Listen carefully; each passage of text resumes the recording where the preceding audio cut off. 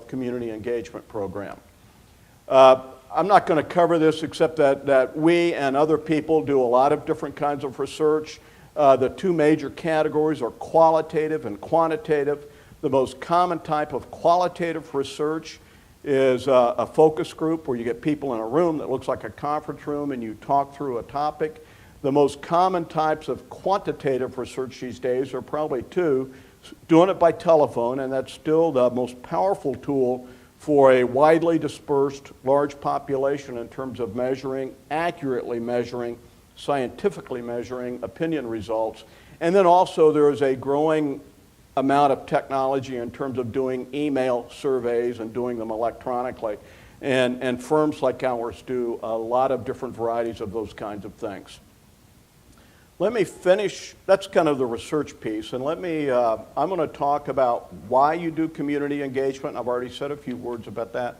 And then Dan's going to talk a little bit about best practices and how you do it.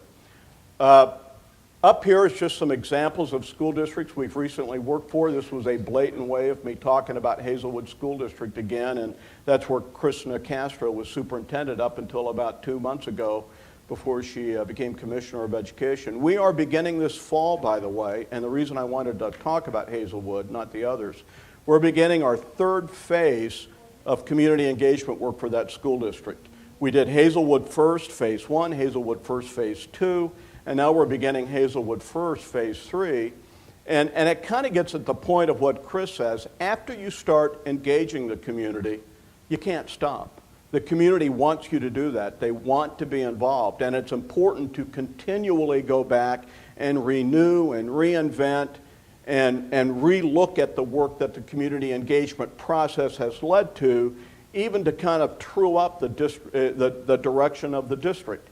A lot of stuff has happened in Hazelwood since Hazelwood First Phase 2 occurred, and now we're bringing the community back together to kind of look at what we decided and where we need to go for the next couple of years, and that program is literally beginning this fall, something that we're anxious to get started on. Let me talk about some of the reasons why, and I'm not going to spend a lot of time with a lot of these. We've talked about public permission being needed for meaningful change. It's hard to move a school district forward unless the community is behind you. We talked about how the public won't support what it doesn't understand. People will say no and sometimes hell no to directions a school district wants to go for two reasons. The most uncommon of those two reasons is that they oppose what you're trying to do. The more common reason is they just don't get it. They don't understand it. It hasn't been communicated very well. And that's what community engagement can do. The public is resistant to top-down approaches, whether it's at a national, state, or local level.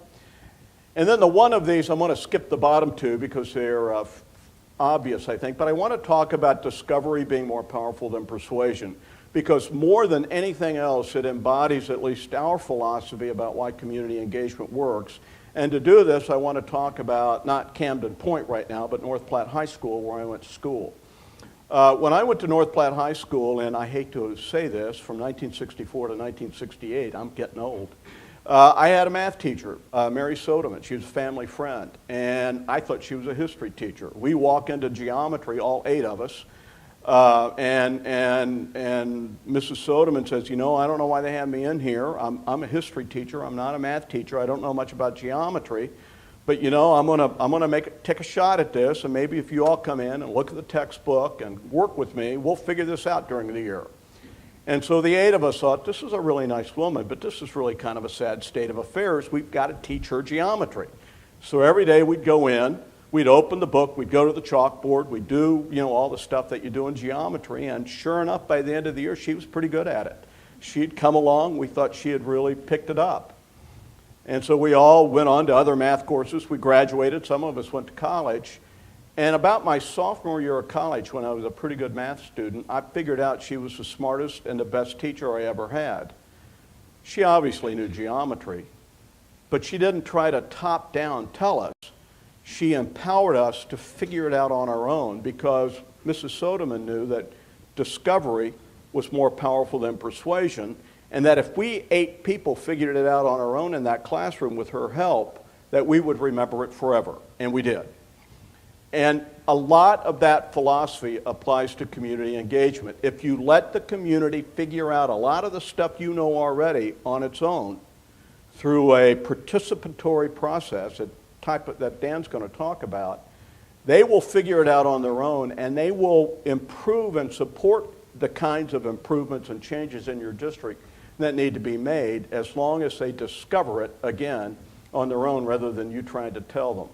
And at the end, you end up with some good outcomes from a successful engagement program. Internal, external unity, inside-out unity from the Board of Education throughout the community, a bulletproof plan for moving forward. And when I talk about a bulletproof plan, I talk about it as being both what the plan is, but how it was put together. It's more bulletproof if you put it together with community support, committed volunteers, and public permission for meaningful change.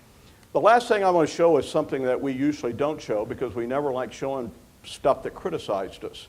But when we were hired a few years ago in Glenview, which is a Chicago suburb, newspaper was pretty upset about it. And they said, board should have banked this $60,000. What's the point of spending $60,000 precious dollars to get advice from a consultant? This is a small elementary district on the North Shores in Chicago. We did a community engagement program that ran about 8 months, and this was the headline, same newspaper, that occurred in November. 34 Connect process can pay off. The recommendations the school board got Monday show that 3 groups previously divided at the ballot box, educators, parents, and childless taxpayers, can forge consensus after all. And I guess the point I want to make is, even though there was some community skepticism at the beginning of this program, after everybody rolled up their sleeves and worked together for 8 months and made some recommendations to that school district about moving forward, by the way, which did not involve referendum, it involved spending down reserves and taking some other approaches. The newspaper recognized the value of that kind of process, and it just completely reversed itself about the program. With that, I want to turn it over to Dan. Dan Burns is the Executive Director of our Education Division, and I've taken more time than I should have taken, but he's going to talk a little bit about how we go about doing it in terms of best practices. Mr. Burns, let me see if I can get this off. There you go.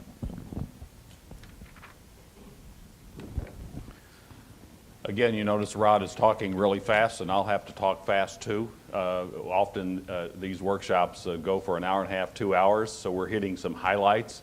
And so you'll keep that in mind as we go through. I'm going to talk about some of the nuts and bolts of how it would work, and we've done this in a lot of different places for school districts and community colleges. It's not that maybe we were so smart, but rather we've been out there and learned some things that didn't work.